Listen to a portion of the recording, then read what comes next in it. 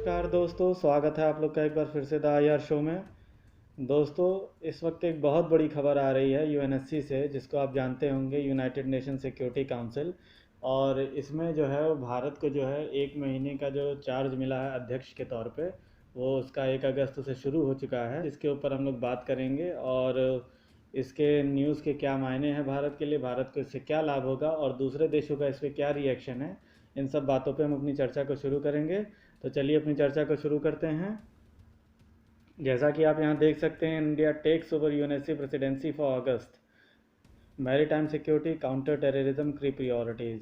तो दोस्तों, भारत ने क्या किया है कि अगस्त महीने के लिए भारत को इसकी प्रेसिडेंसी मिली है यूएनएससी की। यूएनएससी आप लोग जानते होंगे कि जो 6 प्रिंसिपल ऑर्गन्स हैं यूनाइटेड नेशंस के, उन 6 प्रिंसिपल ऑर्गन्स में से एक जो सबसे मुख्य है वो है यूएनएससी।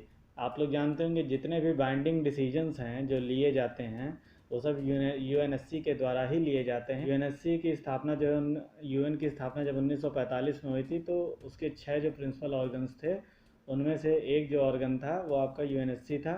और यूएनएससी में जो इस समय आपके जो मेंबर्स हैं वो टोटल 15 मेंबर्स हैं। ये जो प्रेसिडेंसी है यूएनएससी की, ये बहुत इंपॉर्टेंस रखती है। अब इसके मायने क्या हैं, इसको आप इस तरीके से समझिए कि जो भी यूनाइटेड नेशंस सिक्योरिटी काउंसिल का जो भी अध्यक्ष बनता है, तो उसके अध्यक्ष बनने के दौरान कोई भी जो प्रपोज़ल आता है, तो उस प्रपोज़ल को, उस पर्टिकुलर एजेंडे को यूएनएससी के प्लेटफॉर्म पर डिस्कस करना है या नहीं करना है, या उसको अडॉप्ट किया जाना है या नहीं किया जाना है, ये डिसाइड करने का काम जो होता है वो यूएनएससी का जो प्रेसिडेंट होता है उसी का काम होता है। तो इसलिए जिस देश को भी ये प्रेसिडेंसी मिलती है उसकी तरीके से एक वीटो की पावर उसको मिल जाती है किसी भी प्रपोज़ल के ऊपर से। अब उससे क्या होता है कि कोई भी देश जो होता है, तो जब भी किसी को किसी के विरुद्ध में प्रपोज़ल लाना पड़ता है या किसी के अगर समर्थन में जो प्रपोज़ल लाना है, उसके लिए कहीं ना कहीं उसको प्रेसिडेंट का अप्रूवल होना अनिवार्य है। तो अगर इसलिए उसको प्रपोज़ल को अगर पास कराना है या किसी के विरुद्ध पास कराना है, तो इसके लिए प्रेसिडेंट का अप्रूवल चाहिए ही चाहिए। तो इसलिए उसको एक एडिशनल एडवांटेज मिल जाता है उस देश को, जिस देश को इसकी प्रेसिडेंसी मिलती है। तो अब इसलिए इस बार जो अगस्त की जो प्रेसिडेंसी है वो भारत को मिली है। तो अब आप लोग ये सोच रहे होंगे कि इसमें अचीवमेंट जैसा क्या है, कि इसमें क्या अचीवमेंट हो गई। तो दोस्तों, इसमें 2 चीज़ें हैं जिसको आप अचीवमेंट के तौर पे देख सकते हैं।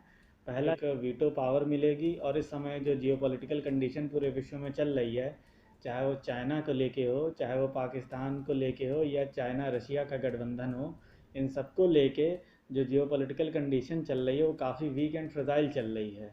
अफ़गानिस्तान का इशू आप देख ही रहे हैं। तो अब इन सब के बाद अगर भारत को अगस्त के महीने में इस दौरान अगर ये मिल रही है प्रेसिडेंसी, तो भारत इसमें कई जो है अच्छे डिसीजंस को जो है वो फॉलो अप करवा सकता है। दूसरा, पहली बार ऐसा होगा कि भारत के प्रधानमंत्री पहली बार यूएनएससी के मंच पे अपना जो है भाषण देंगे, या यूएनएससी का जो मंच है उसको संबोधित करेंगे भारतीय प्रधानमंत्री।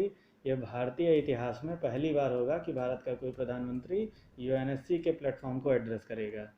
जैसा कि आप यहाँ देख सकते हैं, PM Modi to be the first Indian prime minister to preside over UNSC meeting. तो अब इससे ये एक हमारे लिए गौरव का विषय हो जाता है कि किसी भारतीय प्रधानमंत्री को ये मौका मिले इतिहास में पहली बार, तो एक ऐतिहासिक क्षण हो जाता है।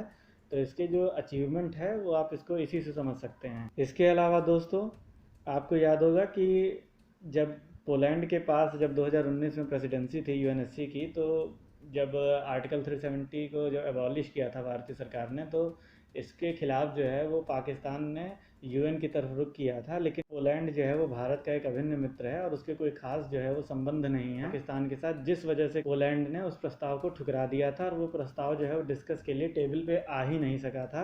तो यूएनएससी की जो प्रेसिडेंसी मिलने का जो महत्व होता है वो आप इस बात से समझ सकते हैं। साथ ही साथ दोस्तों देखिए, भारत ने यहाँ क्लियरली कह दिया है कि उसके 3 एजेंडे होंगे जिस पे वो काम करेगा अपनी प्रेसिडेंसी के दौरान। पहला, जो काउंटर टेररिज्म है, काउंटर टेररिज्म पे काम करेगा। दूसरा, आपका पीस कीपिंग पे काम करेगा। और तीसरा, मैरीटाइम सिक्योरिटी पे। तो आप समझ ही रहे होंगे, जब भारत मैरीटाइम सिक्योरिटी कह रहा है तो मैरीटाइम सिक्योरिटी से भारत का क्या मतलब है।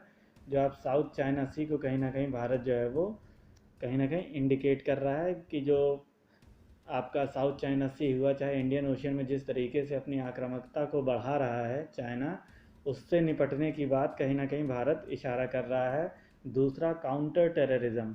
अब काउंटर टेररिज्म की सोचिए दोस्तों, बात इसलिए भारत कर रहा है क्योंकि इसमें आप जानते हैं कि चाहे अफ़गानिस्तान का इशू हो या चाइना का इशू हो या पाकिस्तान का इशू हो, भारत कहीं ना कहीं इन देशों के खिलाफ कोई एक बढ़िया प्रपोज़ल को जो है वो सपोर्ट कर सकता है कि उस प्रपोज़ल को जो है लेट डाउन किया जाए, या हो सकता है कि जो अफ़गानिस्तान के लिए कोई एक बढ़िया प्रपोज़ल भारत बैक चैनल से किसी और देश से उस प्रपोज़ल को अपना उठवाए और उस प्रपोज़ल को एक्सेप्ट कर ले भारत डिस्कशन के लिए।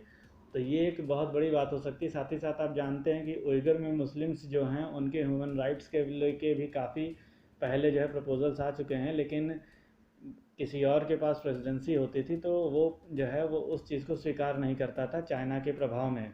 तो कहीं ना कहीं अब चाइना और पाकिस्तान इस चीज़ को समझ रहे हैं, इसीलिए चाइना के भी जो सुर हैं वो बदले हुए हैं इस बात को लेकर। उसने भारत को कॉन्ग्रेचुलेट किया है ट्विटर पे।